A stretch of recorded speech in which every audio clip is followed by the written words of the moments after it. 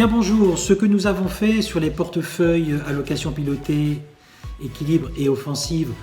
dans la séquence de crise que nous venons de connaître à partir du 21 février suite à l'arrivée du coronavirus en Europe, eh bien nous avions déjà, dès le mois de décembre dernier, commencé à réduire l'exposition actions du portefeuille qui était relativement importante à 58% pour revenir vers au 26 février sur des niveaux beaucoup plus cohérents avec la situation aux alentours de 46% d'exposition actions sur APE, et nous avons continué cette réduction de l'exposition aux actions jusqu'à 35% au soir du point bas des marchés le 23 mars dernier. Nous avons dû ensuite reprendre et en tout cas lever certaines de ces couvertures à partir du 25 mars car les mouvements ont été extrêmement rapides. Je rappelle que la volatilité est montée sur des niveaux de près de 80% à ce moment-là. Et il nous a fallu donc très rapidement commencer à lever les couvertures sur les actions pour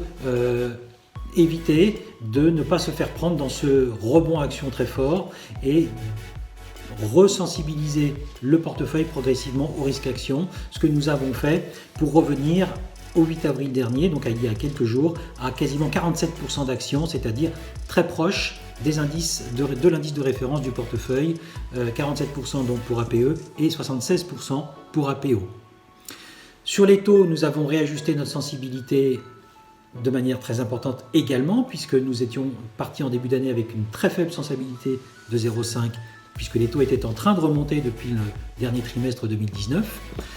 Avec la crise du coronavirus, au mois de mars, les taux, dès le mois de février d'ailleurs, ont beaucoup baissé, notamment sur les taux souverains. Nous avons donc remonté notre sensibilité. Nous avons construit cette sensibilité et ce portefeuille obligataire avec des obligations souveraines américaines et européennes et avons réduit considérablement en face de cela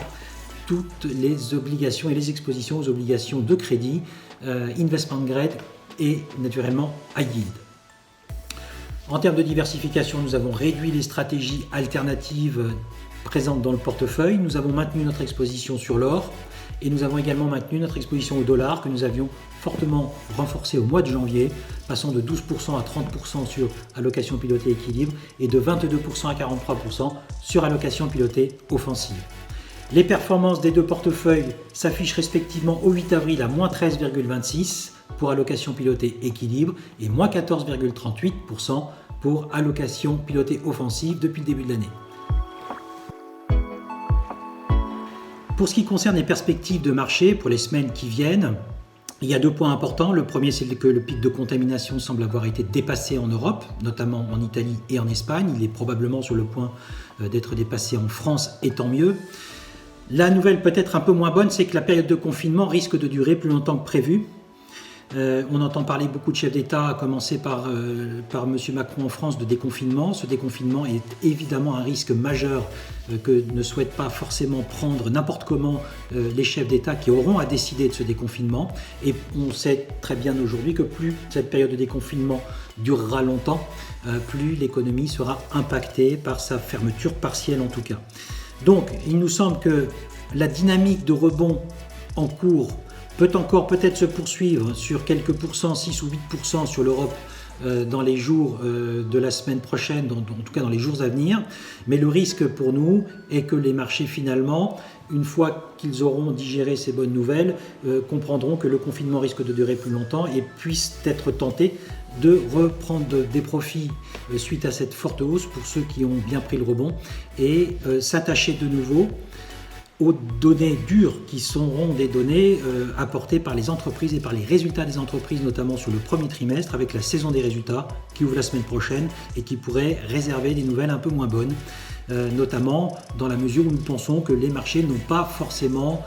tenu compte encore de l'ajustement à venir des earnings des entreprises qui est inévitable pour ce premier trimestre et a fortiori pour le second trimestre. Il faudra que les analystes révisent à la baisse ces earnings de manière probablement plus importante et c'est ça qui pourrait à nouveau peser sur les cours des actions dans les semaines qui viennent. Donc message de prudence à nouveau sur le marché des actions, même si le rallye n'est pas totalement terminé pour l'instant, en tout cas il approche probablement de son but. Pour ce qui concerne nos vues d'allocation dans les portefeuilles APE et APO, Comme je viens de le dire, donc, nous sommes revenus à la quasi-neutralité par rapport à nos indices de référence sur les expositions actions. Dans le détail des poches actions, nous restons sous-pondérés sur les actions américaines et sous-pondérés sur les actions européennes, mais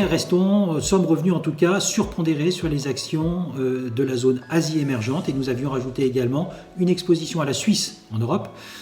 pour son côté défensif. Sur la poche obligataire, vous l'avez compris, nous sommes toujours très surexposés sur les obligations souveraines américaines mais aussi européennes, et nous restons très sous-exposés sur les obligations high yield américaines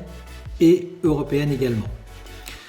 Notre position sur l'or a été renforcée en diversification. L'or est en train de revenir sur ses plus hauts. Il nous paraît tout à fait opportun de détenir de l'or dans le portefeuille, surtout à un moment où les taux sont en train de baisser fortement, ce qui pousse l'or à la hausse naturellement.